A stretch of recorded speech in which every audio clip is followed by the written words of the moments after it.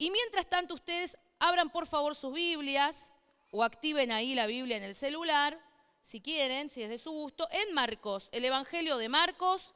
Solo un texto hoy vamos a buscar, o por lo menos un texto solo. Les quiero compartir y luego otro yo se los voy a leer. Marcos capítulo 8.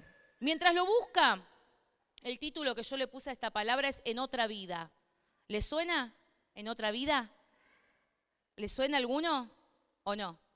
En cuarteto, Sol me dice que sí, en cuarteto o cantándola con Liso. Es de una cantante muy popular que hizo varios, Querido Yo, con Camilo hace poco, En otra vida. Y uno dice, ay, ¿qué está diciendo Noelia? Bueno, es que justamente como todas canciones populares y canciones que nos rodean a diario, en cualquier lado donde vamos escuchando, esta chica que escribe En otra vida, a través de eso se hizo casi como una pregunta o un juego viral en varios sectores, no solo en la juventud o en la adolescencia, que la pregunta disparadora es, ¿en otra vida? Y completá. Quizás uno diría, en otra vida me hubiera dedicado a la pelota como Messi y no que dejé porque me daba fiaca ir a entrenar. En otra vida, y uno completa, ¿no? Como en otra vida hubiera estudiado tal cosa. En otra vida me hubieran dicho y no me casaba con él. En otra vida, ¿no? Es como que la gente a través de eso empezó a jugar en todos los extractos, jóvenes, adultos, y lo usan como una pregunta disparadora. Y ocurrió una escena, que yo voy a cambiar las personas, el lugar y el espacio porque es real, pero para que nadie se sienta quemado o tocado, oye, que estás contando. Resulta que había un grupo de amigos en una vereda, amigos y amigas en una vereda, luego en un día de calor, tomando una gaseosa. Y mientras ellos estaban en la vereda, en un día de calor, hablando, empezaron a jugar con esto. En otra vida, ¿qué harías? ¿No? Y se iban preguntando. Al principio, bueno, siempre uno responde con humor, y en otra vida hubiera sido millonario, en otra vida hubiera sido el hijo de Trump, ¿no? Y empiezan con... Pero cuando uno sigue pasando la ronda, empieza como a ser un poquito más profundo la pregunta o las respuestas recibidas. Entonces comenzaron algunos, ¿no? Hubo un joven que dijo, y en otra vida hubiera conocido a mi papá. Otra dijo, y en otra vida hubiera sabido qué pasó con mi mamá. Otro se sintió ahí tocado y dijo, y en otra vida hubiera sido hermano mayor, porque bueno, en la familia no pudo tener otros hermanos u otros hijos y era un hijo único. Pasaba por ahí también un barrendero que estaba limpiando y medio que se enganchó ahí en la charla y dijo, y en otra vida yo hubiera estudiado, ¿no? Se sintió tocado como que... Esto me llevó a pensar, porque el relato, cambiando los lugares y las escenas, es real, y las edades también están cambiadas, pero en esto que cada uno fue abriendo su corazón, me llevó a pensar cuántas veces quizás nosotros también como hijos de Dios pensamos o deseamos volver un poco el tiempo atrás y pensar en añorar esta otra vida, casi como que nosotros pudiéramos tener el poder o la posibilidad de que si cambiamos algo, quizás podría haber evitado muchas cosas. Quizás otras decisiones no hubiera tomado, quizás podría haber mejorado o cambiado el rumbo de mi historia. Y lo llevé, obviamente, a la palabra. Digo, ¿será que si junto un par de grandes patriarcas, personajes bíblicos, y imagino que juego un poco con ellos y les pregunto, ¿será que ellos también, no sé, me imaginaba un Abraham y Sara, ¿no? Una Sara diciendo, y en otra vida no le hubiera dicho a Abraham que estuviera con Agar y tuviera, no, me hubiera pero ahorrado todo el conflicto, la vida de este chico, todo lo que pasó. Abraham, me imagino, diciendo, y en otra vida no le hubiera aceptado la condición a Sara, no hubiéramos tenido ese problema con Agar. Pensaba en un Jacob o un Esaú diciendo, en otra vida no hubiera cambiado mi primogenitura por un plato de guisado. Y un Jacob diciendo, y yo en otra vida no hubiera robado la primogenitura tuya, la persecución, los años de conflicto. Un José, pensando, y en otra vida no le hubiera contado el sueño a mis hermanos. No le hubiera dicho nada de lo que soñaba, ¿no? Y el padre diciendo, en otra vida no te hubiera regalado solo una túnica, le hubiera regalado a todo y nos ahorrábamos conflictos. Pensaba, ¿no? Así en Pablo, en algunos, pero claro, cuando llego a Jesús, como el top, el modelo, y voy leyendo los evangelios, ¿no? Que siempre uno cuando comienza el año está bueno, y estaba justo leyendo Marcos, me doy cuenta que en Jesús no había posibilidad de ese juego. Él no había posibilidad de que ahí en otra vida no hubiera hecho el sacrificio, no, me perjudicaba. Y en otra vida no hubiera elegido morir en la cruz. No encerraban Jesús. Quizás en todos los otros personajes bíblicos e incluso en nuestra vida puede cerrar este juego que les comento de decir, bueno, en otra vida, cuántas cosas, ¿no? Pero en Jesús no. Y he aquí lo que les quiero leer en Marcos. Porque sin duda Jesucristo nos da otra vida, una vida nueva. La mayoría de las religiones que polulan en el mundo, hinduismo, taoísmo, budistas, muchas ofrecen la reencarnación. ¿Y por qué tienen tantos adeptos? Porque es muy natural de la humanidad buscar otra oportunidad, otra manera de empezar. Entonces muchos se van a estas religiones con la promesa de decir, bueno, reencarné en esta vida, reencarné en esto, debe ser el karma de mi otra vida, de lo que hice. Y buscan esas promesas de decir, en otra vida quizás me va mejor, en otra vida quizás reencarno. Jesucristo vino directamente a ofrecer una nueva vida, aún con todo el bagaje con el que todos venimos desde nuestro nacimiento, ¿no? Con esta naturaleza caída, adánica. Él vino a ofrecer y a vivir en nosotros para que a partir de ahí abunde una vida distinta, sin tener que pensar o soñar en otra vida donde vuelva a practicar como quien tira los dados o la baraja y dice, bueno, damos de vuelta y a ver si esta vez me sale bien. Hay una película muy famosa que es algo de la mariposa, el movimiento de la mariposa, que habla de si cambiamos algo a ver si las cosas suceden, efecto mariposa, ahí me acordé. Si cambio algo, puede ser que cambie, y la película muestra que aunque cambie continuamente cosas, sigue siempre pasando lo mismo, ¿no? Porque es algo filosófico esta cuestión de decir, bueno, ¿será que en nuestro transcurso si no hubiera nacido Hitler, si no hubiera, no? Claro, ¿por qué? Porque el dador de la vida y el que controla el transcurso de la historia y de este mundo es Dios. Él es el único que puede, en medio de la historia, de la humanidad, en medio de nuestras historias, hacer una vida diferente sin necesidad de volver a cambiar otras cuestiones. ¿Por qué? Porque en Él y en su sacrificio en la cruz bastó para que una vida nueva sea regalada a nosotros. Hoy podamos disfrutar nosotros. Entonces en Jesucristo no es necesario pensar, y si fuera en otra vida, Él hizo lo que tenía que hacer, y vaya que lo hizo bien. Y a nosotros nos ofrece esta invitación de ni siquiera tener que desear, y si en otra vida, sino la oportunidad de abrazar la vida que nos da, esta vida nueva, este nacimiento nuevo, y en definitiva, día a día, decidir poder caminar conforme a esta nueva vida. Vamos a leer Marcos, te lo voy a leer en la NTV, Marcos 8, voy a leer del versículo 31 al 36. Jesús ya está prediciendo o va a predecir su muerte y le habla a sus discípulos y dice lo siguiente.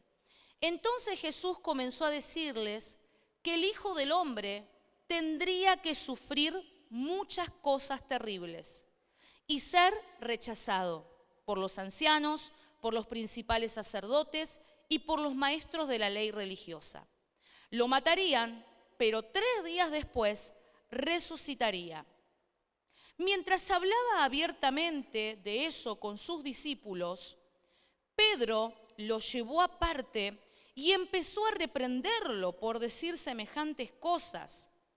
Jesús se dio la vuelta, miró a sus discípulos y reprendió a Pedro. Aléjate de mí, Satanás, dijo. Ves las cosas solamente desde el punto de vista humano, no del punto de vista de Dios. Entonces llamó a la multitud para que se uniera a los discípulos y dijo, si alguno de ustedes quiere ser mi seguidor, tiene que abandonar su propia manera de vivir, tomar su cruz y seguirme. Si tratas de aferrarte a la vida, la perderás. Pero si entregas tu vida por mi causa y por causa de la buena noticia, la salvarás. ¿Y qué beneficio obtienes si ganas el mundo entero, pero pierdes tu propia alma? Y bueno, yo no agregué el 37, pero se los leo. ¿Hay algo que valga más que tu alma? Qué linda pregunta, ¿no? En vez de quizás jugar a esto de en otra vida, decir, ¿hay algo que valga más que tu alma? Porque casi que aquí, mientras Jesús empezaba a hablarle a sus discípulos, el Evangelio de Marcos, dicen los teólogos, los eruditos, es el Evangelio escrito por Juan Marcos en la voz de Pedro. Pedro desarrolló su vida, ¿no?, con Jesús como seguidor, y Marcos es el que anota. No es un evangelio muy largo, tiene 16 capítulos aproximadamente. Y justo acá el capítulo 8 es un punto de inflexión, porque Marcos habla de Jesucristo en el evangelio mostrando el siervo sufriente. Cada uno de los evangelios tiene una mirada particular de Jesucristo. Juan va a hablar de este Hijo de Dios, el unigénito, el Verbo. Y Marcos va a hablar desde la mirada de Pedro de este Jesucristo, hombre sirviente, pero sufriente.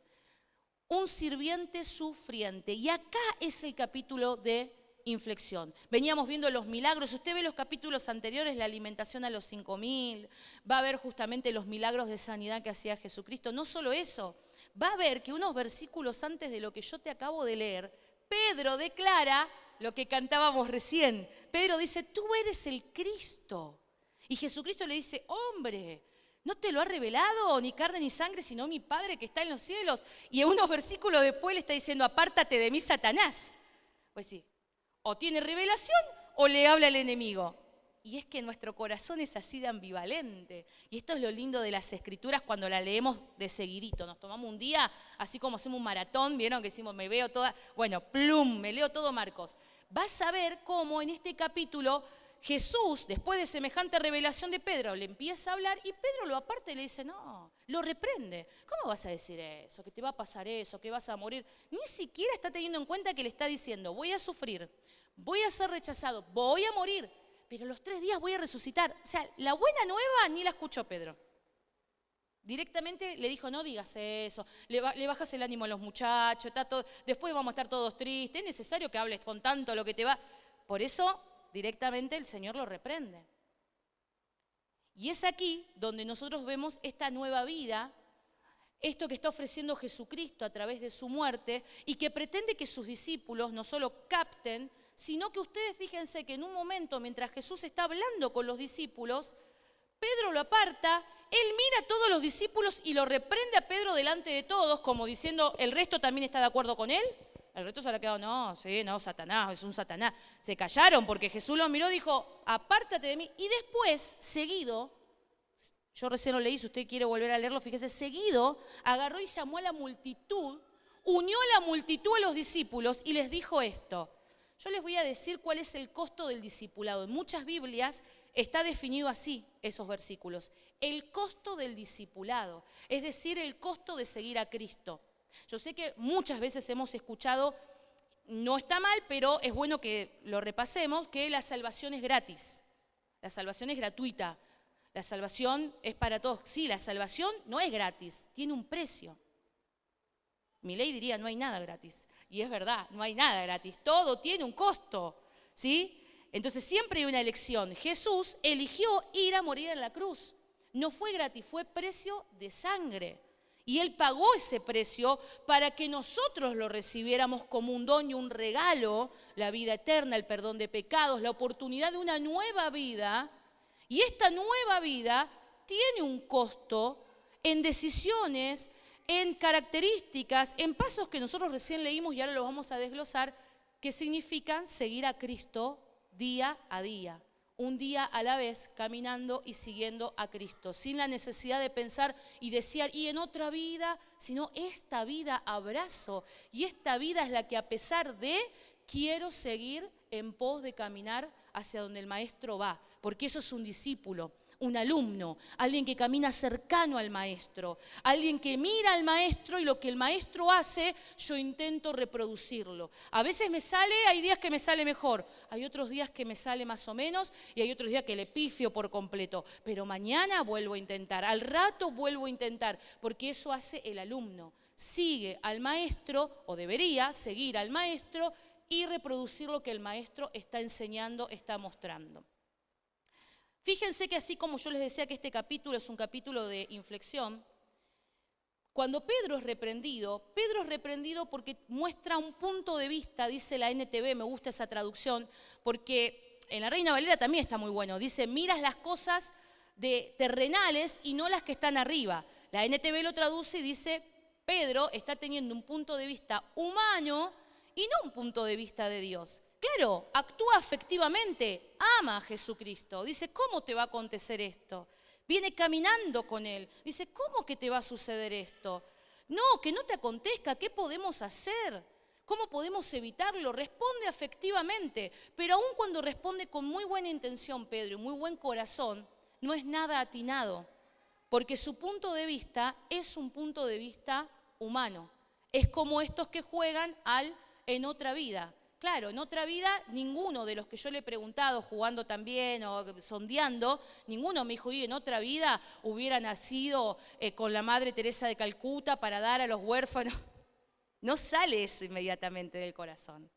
En otra vida salen deseos de mejorías, de cosas donde no tenga que sufrir, donde no tenga que pasar, donde no tenga que tener ese mal trago. Ninguno, en todas las personas que he visto, y videos, y reels, ninguno dice en un momento, en otra vida hubiera tenido para repartir a los pobres y dar.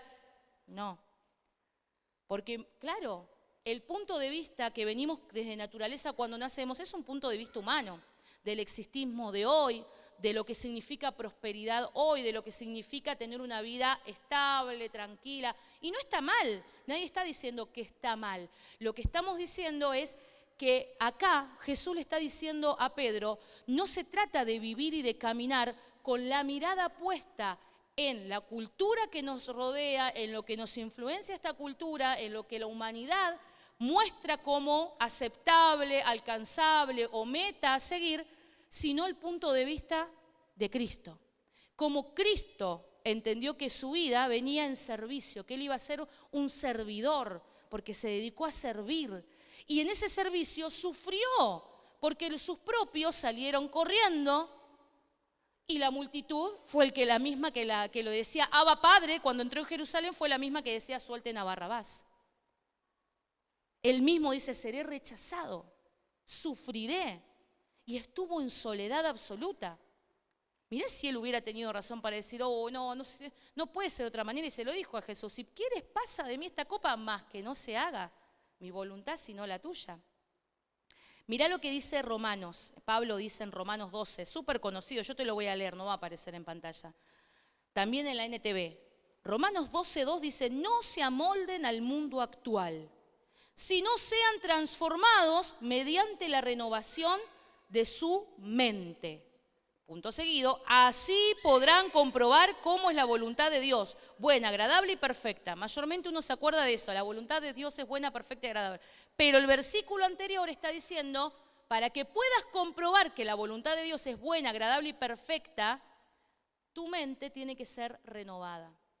Para tener el punto de vista de Cristo en mis decisiones, en mi andar, en esta vida que me toca transitar, yo necesito que mi mente sea transformada y que sea renovada a diario, que no se amolde a la cultura de este mundo pensando que el éxito, pensando que la prosperidad, que lo bueno, que lo loable, es lo que muestra con afán la gran mayoría. Y que si tengo todo esto, por gracia y providencia de Dios, no sea eso lo que se entrone en mi vida, sea lo primero en mi corazón y me deje de ver el punto de vista que tiene Cristo con mi vida, la de mi hogar o del lugar o la iglesia donde Él me sembró. Entonces, por eso se lleva flor de reprendida a Pedro.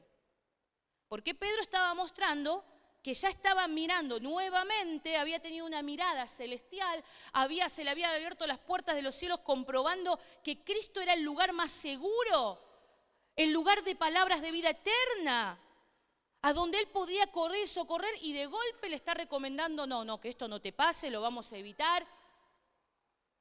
Entre los discípulos había algunos que eran de armas tomar, no solo Pedro. Zabulón, que venía de algunas sectas que justamente esperaban al Mesías y que se estaban armando para tener una guerra contra el pueblo de Roma para que Israel vuelva a ascender, eran de armas tomar. Estos hombres no eran hombres caídos, hablando mal y pronto caídos del catre. Eran hombres que estaban esperando en la Escritura a un revolucionario en Jesús. y les vino un siervo sufriente. Un siervo que se dedicaba a sentarse en los pozos de agua con una samaritana, a escucharla, a decirle tengo un agua de vida, que si la tomaras no vas a tener sed jamás. Un siervo que se sentaba y decía, dejen que vengan los niños a mí, no se lo impidan, tanto les molesta un poquito a los chicos llorando. Porque los discípulos decían, no se acerca el maestro. Alguien que iba a Betania ni bien podía para ver a Lázaro, a Marta y María porque eran sus amigos. Y le decía, Marta, qué afanada. Esa es mi sobrina que grita, tremendo, no sé a quién salió. No sé, la tía no grita, así que... Entonces fíjense en lo que les vino, ellos esperando un revolucionario, les vino un siervo. Qué gran ejemplo de vida. ¿Por qué desearía otra vida si la vida de Jesucristo es un modelo a seguir?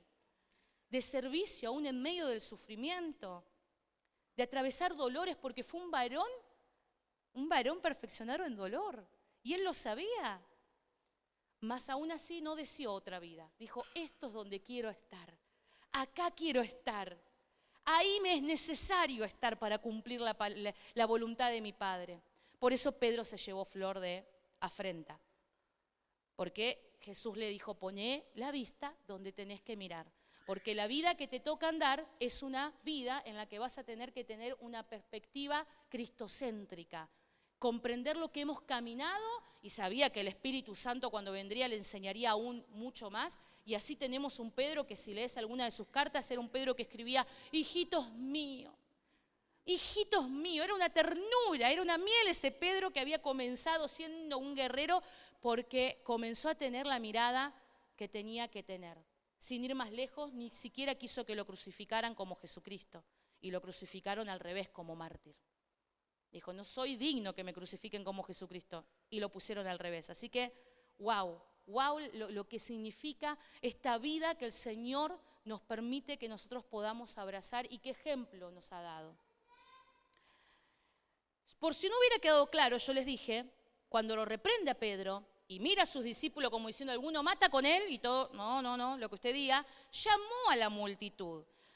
Y llama a la multitud porque justamente la lección que va a dar es una lección que les tiene que quedar bien claro a todos. Ustedes fíjense en el versículo 34 dice, entonces llamando a la multitud para que se unieran a los discípulos, les dijo, si alguno de ustedes quiere ser mi seguidor, tiene que abandonar su propia manera de vivir, tomar su cruz y seguirme.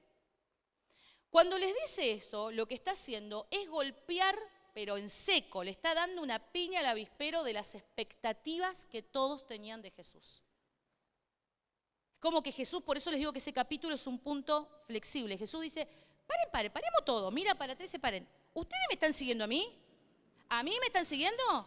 Claro, porque hice esto, sané aquello. Bueno, pero yo les digo una cosita, el que me quiera seguir a mí, e incluso sus discípulos, va a tener que, y ahí les dice, morir a sí mismo, en otras versiones dice negarse a sí mismo, tomar la cruz y seguirme. Ya ahí inmediatamente aparece en escena la cruz, cosa que hasta ahora no había aparecido. Él anunciaba que iba a sufrir, él decía que iba a ser rechazado, pero la cruz no había aparecido. Y no es cualquier cosa. Los que estaban escuchando ahí, si usted sigue el relato, después de esas palabras, muchos saben lo que pasó, empezaron a desaparecer. Empezaron a salir de los grupos, los silenciaron, dijeron, no, yo no tengo un año muy, no sé si puedo a ese nivel, no este año. Empezaron a... Salieron. ¿Por qué? Porque muchos decían, lo dice la Escritura, ¿no, Noelia?, que era dura la palabra que había dado Jesús. Claro, nosotros hoy lo leemos en este contexto, en esta cultura, en este país, y decimos, bueno, tome su cruz. En ese tiempo la cruz era el castigo más horrendo, más cruel, maldito, porque era realmente para los peores el castigo de la cruz. No era una perpetua ni siquiera de acá, era mucho más cruel.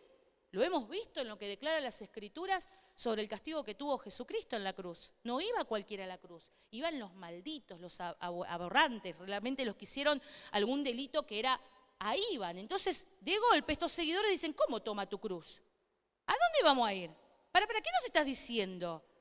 Claro, empieza a tomar otro significado. Y para nosotros, aunque hoy, gracias al sacrificio de Jesucristo en la cruz, no tengamos que ir a una cruz con literalidad o tener una muerte como han tenido los primeros mártires, a no ser que el Señor, Él conoce los tiempos que se vendrá anteriormente, si la persecución o no, nos vamos a entrar en discusiones de milianistas, postmilianistas, arrebato o no, pero lo que tenga el Señor, yo estoy seguro que no nos pida a ninguno ir a la cruz porque Él ya hizo el sacrificio más alto y necesario. Pero claro, se empiezan a dar cuenta que este prometido Mesías, que vino en gloria, que vino con un nacimiento milagroso, va a volver a la gloria, pero va a pasar primero por la cruz.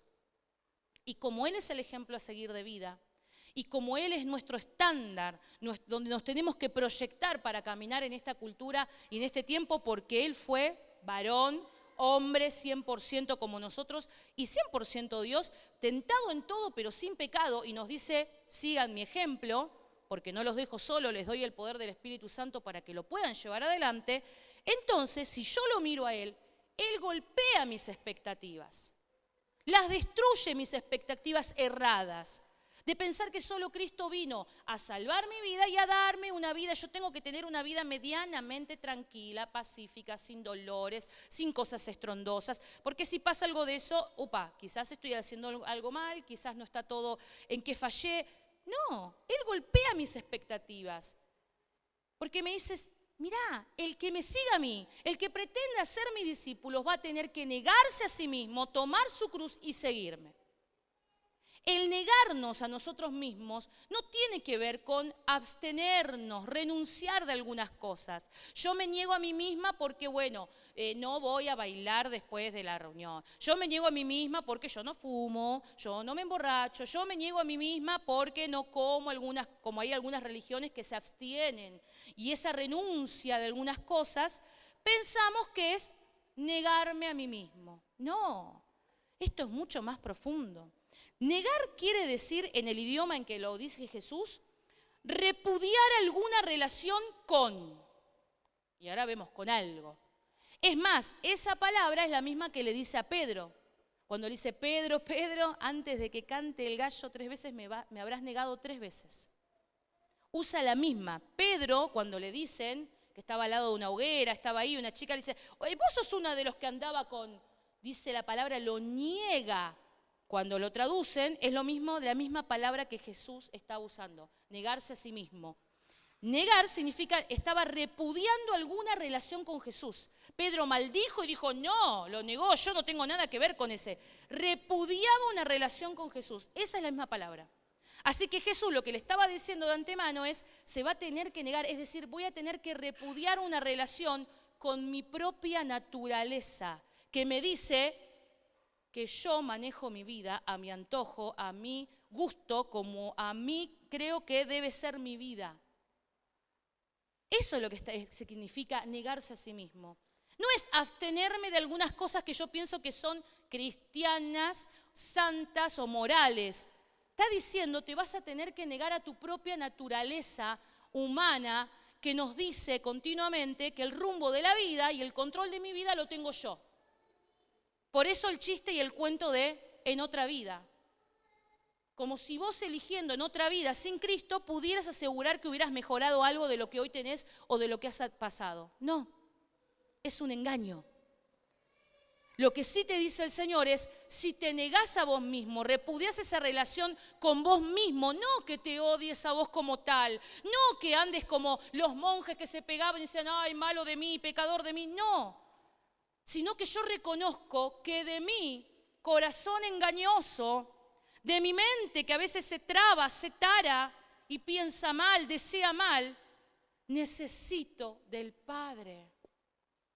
Me niego a mí porque quiero que el Señor me examine y me ayude, me guíe, para que lo que realmente salga de mi corazón en cada decisión y paso que voy a dar, sea con la mirada en Cristo, sea de una manera que traiga a mi vida sabiduría, bendición a mi hogar, dicha en lo que haga, y aún cuando muchas situaciones se salgan de mi manejo, saber que en mí habita y mora el Señor y Él no me va a desamparar. porque Él sabe lo que me estoy negando, Él sabe que lo que estoy reconociendo en mí y que repudio relacionarme con ese mensaje que me dice culturalmente que vos elegís qué hacer, cómo hacerlo, que en vos está el poder de regenerarlo, que en vos está el dominio para manejarlo. En mí está la necesidad día a día, cuanto más conozco al Señor, de depender de Él, a cada rato.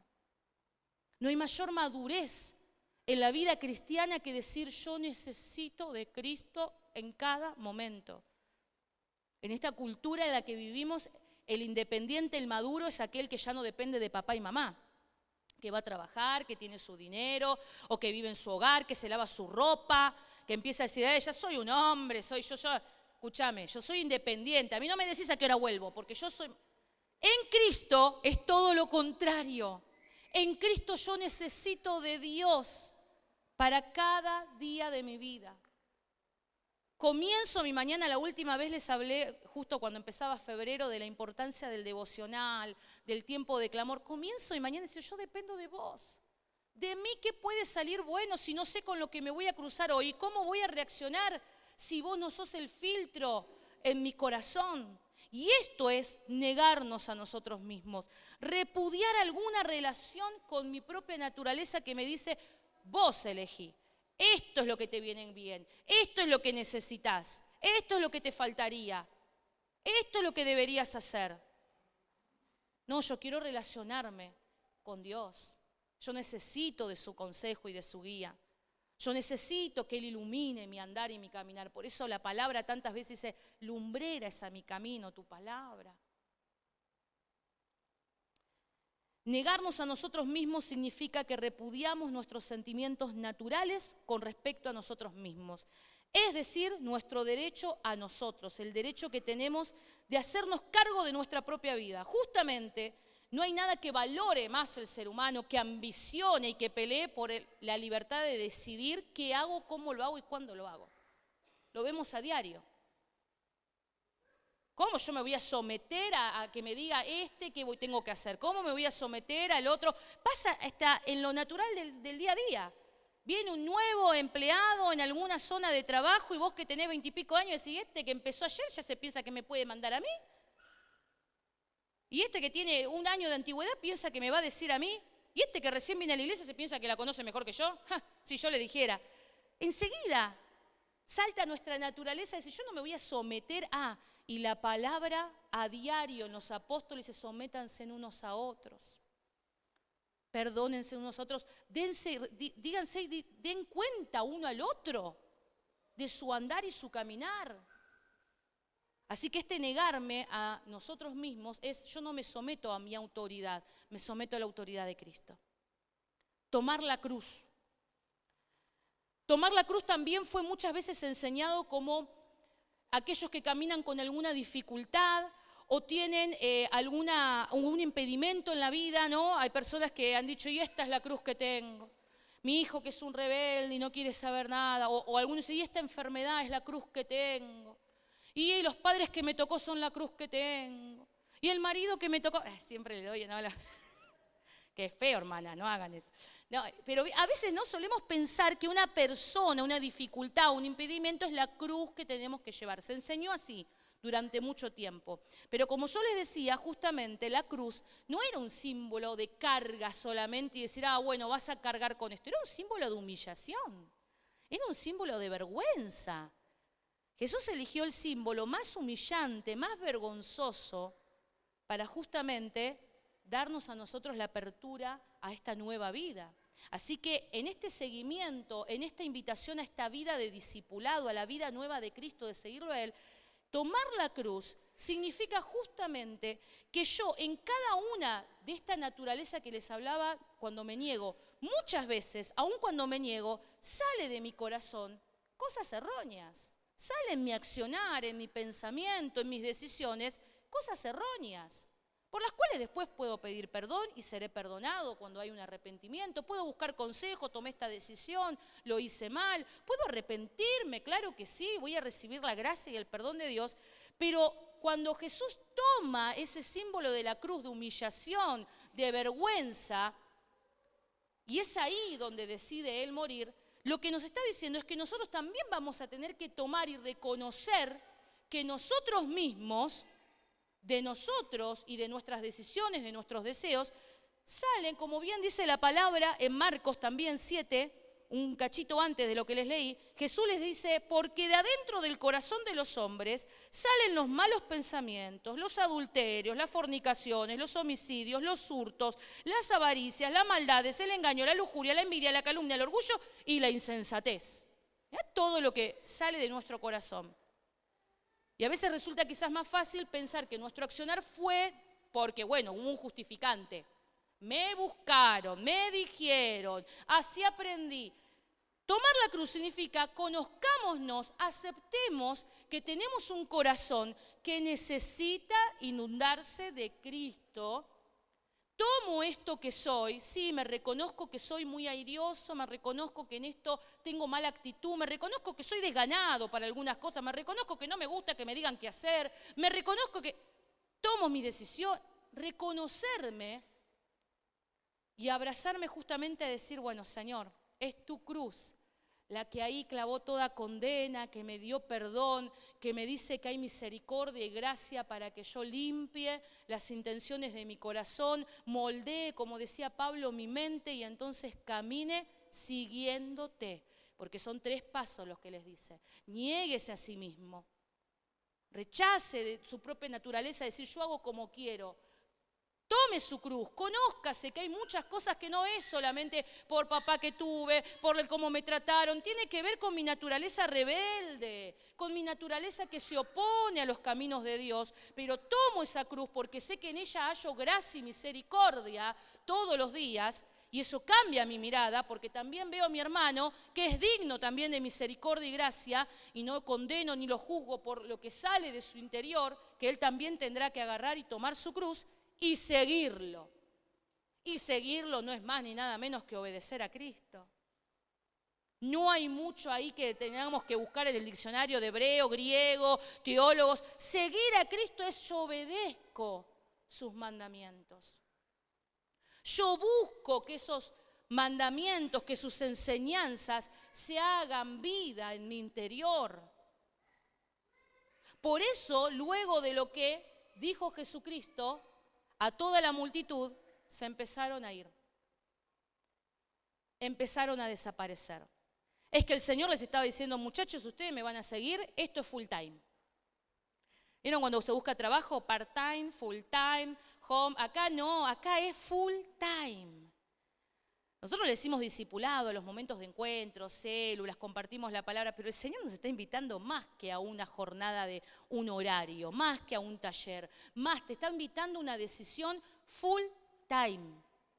Donde estés, el Señor quiere que sus discípulos se nieguen a sí mismos, tomen su cruz y lo sigan.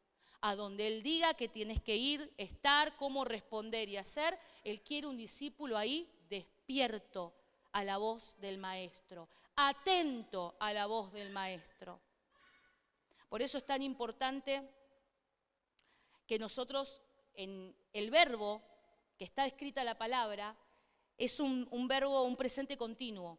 Quiere decir que tengo que continuar negándome, tengo que continuar llevando la cruz y tengo que continuar siguiéndolo.